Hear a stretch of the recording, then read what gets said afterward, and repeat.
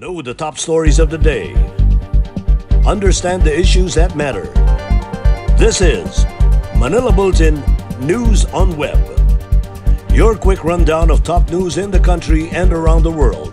Manila Bulletin, celebrating 120 years of timely stories and timeless truths. Be fully informed.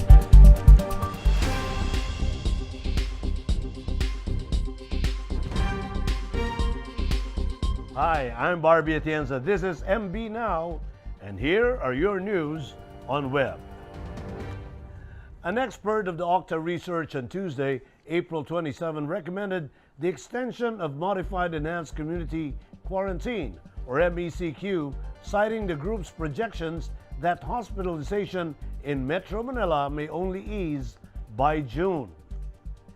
Microbiologist priest Nicanor Astrazeneca said Octa supports the call of the Department of Health and the medical community to extend MECQ in the NCR Plus bubble to at least a week to further lower the reproduction number. He explained that the recommendation of Octa to extend the MECQ status is due to the unstable number of daily recorded cases in the NCR Plus bubble. Moreover, Astrazeneca said that if the reproduction number stabilizes at 0.9, Octa's forecast indicates that hospitals will not reach pre-surge levels until June. To prevent a resurge of COVID cases in the NCR Plus bubble, Astrazeneca encouraged the government to establish new levels of capacity for contact tracing, testing, quarantine, and isolation. Meanwhile, Department of Health Secretary Francisco Duque III said Metro Manila's intensive care unit utilization rate has decreased to 71% following the reimposition of a stricter quarantine measure. The two-week growth rate also went down during ECQ, according to Duque. On Monday, April 26, Duque backed the MECQ extension in Metro Manila and nearby provinces until May. The Department of Health said the Philippine Genome Center has yet to detect the Indian coronavirus variant in the country. In a virtual presser, Undersecretary Maria Rosario Vergara said that the Interagency Task Force on COVID variants is already assessing this Indian variant. Health Secretary Francisco Duque III reiterated in a television interview that while there is a ban for foreign travelers from coming to the Philippines, the ban exempts OFWs and ROFs working in India. According to the Overseas Workers Welfare Administration, there are 1,200 documented OFWs in India. The DOH on April 18 reported 642 additional COVID-19 variant cases. 266 are B117 variant cases, 351 of B13351 variant cases, and 25 P3 variant cases. Meanwhile, 2 Filipinos died and 20 others were infected due to COVID-19 in India, according to the Philippine Embassy there. So actually, pinag-aaralan ngayon ng Interagency Task Force on COVID Variants, itong sinasabing Indian variant.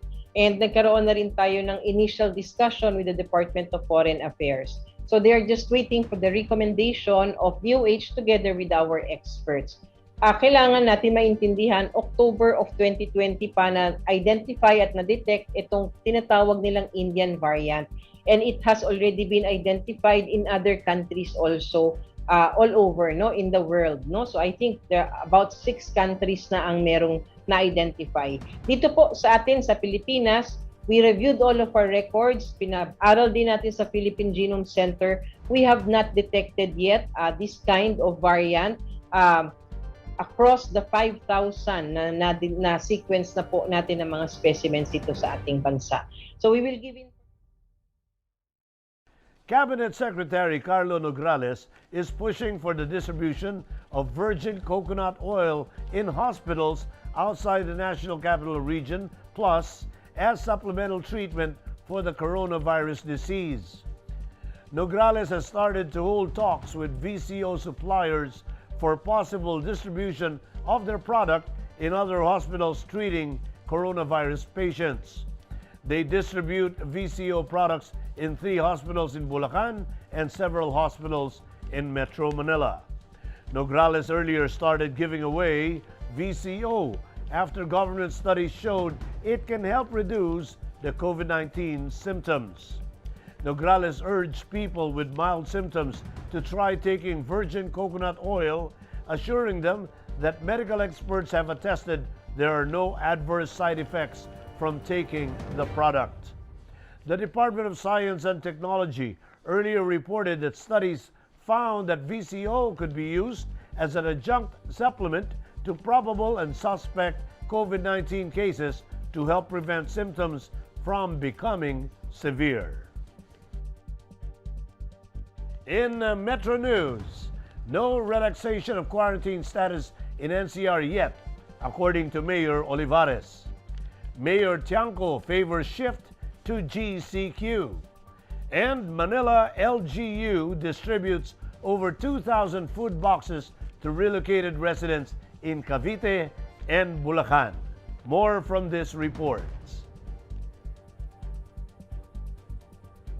Quarantine restrictions in the National Capital Region will not be relaxed yet, Parañaque City Mayor Edwin Olivarez said on Tuesday, April 27. Olivarez said despite the continuing decline of coronavirus disease cases in the NCR, based on the data presented by the Department of Health to the Metro Manila mayors, he added that occupancy rate of critical care facilities have gone down to 70%. He said they are currently evaluating data on the economy that they receive from Socio-Economic Planning Secretary Carl Chua to know the effect should they opt to extend the modified enhanced community quarantine. The DOH and the Octa Research Group have called for the extension of MECQ in NCR+. Navotas City Mayor Toby Tiangco is in favor of lowering the quarantine classification in Metro Manila in nearby provinces in May amid the COVID-19 pandemic. Tiangco said he thinks the people will be more cautious even when the quarantine classification shifts from modified enhanced community quarantine to the general community quarantine. He noted that the most common transmission of COVID-19 is not at the place of works, stressing that the virus spread due to the non-essential travel and failure of people to observe health protocols such as wearing of face masks. The city mayor also said the local government is also already having a hard time to support the residents who lost their jobs due to the reimplementation of stricter quarantine. The Manila City Government distributed over 2,000 food boxes to the former Manila residents who were relocated to the nearby provinces of Cavite and Bulacan. The activity was in line with the city's COVID-19 food security program, wherein each family in the capital city receives food boxes once a month. The Department of Public Service personnel distributed a total of 2,850 food boxes to former residents who are now living in Naik, Cavite, Pandi, Bulacan, and Norsagaray, Bulacan. Remulla and Dumagoso have since resolved their differences over financial aid for former Manila residents who were relocated to Naik, Cavite, the governor said. Here are the top news in other parts of the country. Dagupan reactivates task force in beaches for long weekend. Little Merman completes Mactan Island swim. And DOH in Region 10 sends 12-member medical team to assist in Calabarzon. Here are the details. The city government of Dagupan will reactivate its task force formed during this year's Holy Week to enforce minimum public health standards at the Tondaligan and Pugaro beaches for the upcoming long weekend. This after Malacanang declared April 30 a special non-working holiday in the city in observance of the annual Bangus Festival. On May 1, a regular holiday in observance of Labor Day, Pangasinan will also celebrate Pistay Dayat or Sea Festival, a Thanksgiving feast for the year's abundant harvest from the sea. The task force includes the Dagupan City Police, Public Order and Safety Office, City Disaster Risk Reduction and Management Council, auxiliary forces like the Philippine Navy and the Barangay Security Forces.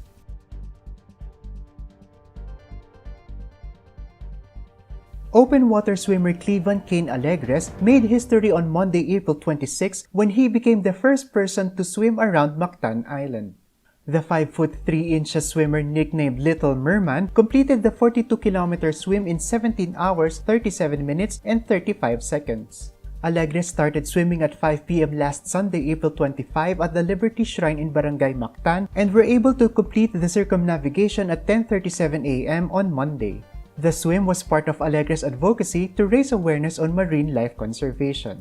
It was also one of the highlights of the 500 celebration of Kataugan sa Mactan. The Department of Health in Region 10 deployed on Monday another 12-member team to help medical frontliners in the provinces of Cavite, Laguna, Batangas, Rizal, and Quezon or Calabarzon in their COVID-19 response. The group is the fourth batch of frontline healthcare volunteers dubbed COVID-19 Legionnaires to the Calabarzon area. They will assist health workers in Calabarzon from April 25 to May 31. The deployment is in response to the call for help from other regions to augment manpower shortage.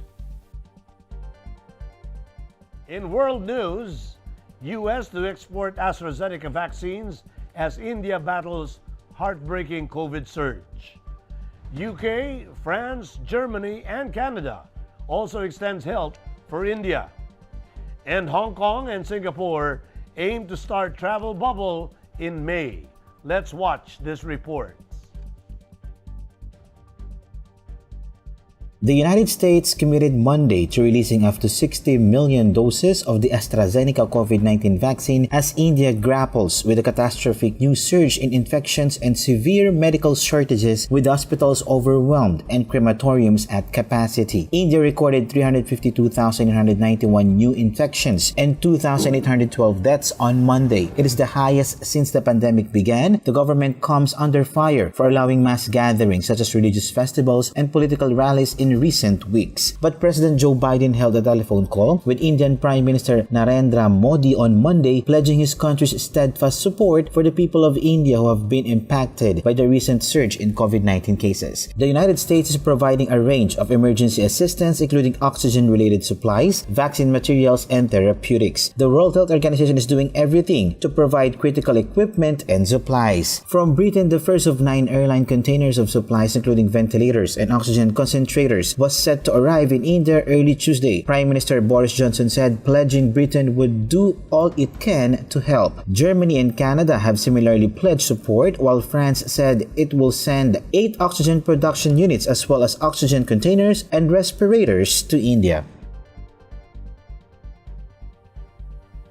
Hong Kong and Singapore on Monday announced plans to resurrect their scrap coronavirus travel bubble with dedicated flights between the two cities starting on May 26. The two business hubs had to abandon a highly anticipated quarantine-free travel corridor late last year after Hong Kong was hit with a 4th wave of infections. From May 26, 1 flight per day carrying up to 200 passengers was shuttled between the two cities. Cathay Pacific and Singapore Airlines will share the route with 2 daily flights planned from June 10 onwards. Hong Kongers heading to Singapore will have to have received 2 doses of either the Pfizer-BioNTech or Sinovac vaccines. Travelers from Singapore, where the vaccination rate is around 20%, will not be required to have been inoculated but must test negative before departure and/or arrival. Both Hong Kong and Singapore maintain strict quarantine rules for all arrivals, a measure that kept infections comparatively low, but the restrictions have battered tourism and the wider economy. In entertainment, Miss Universe fever is heating up as introduction videos of the candidates were posted on the Miss Universe's YouTube channel. Ever since the videos were posted last week, country's bet Rabiya Mateo gained the most number of views. Rabiya's video so far gained 805,854 views. This was closely followed by Miss Thailand's video with about 600,000 views and Miss Indonesia with about 110,000. In this video, Rabiya highlighted the importance of education as she shared that education transformed her life. She also hopes that her students will see the value of education just as how she saw it. She added that nowadays what the world needs are phenomenal women who are not afraid to speak and to stand for the things that they believe in. The Miss Universe organization also announced last week that model actor Mario Lopez of Access Hollywood and Miss Universe 2012 Olivia Culpo will host the 69th Miss Universe competition. The finals night of the 69th Miss Universe competition will be on May 16 or 17 in the Philippines. And here are the latest from Manila Bulletin Sports section. Let's watch this.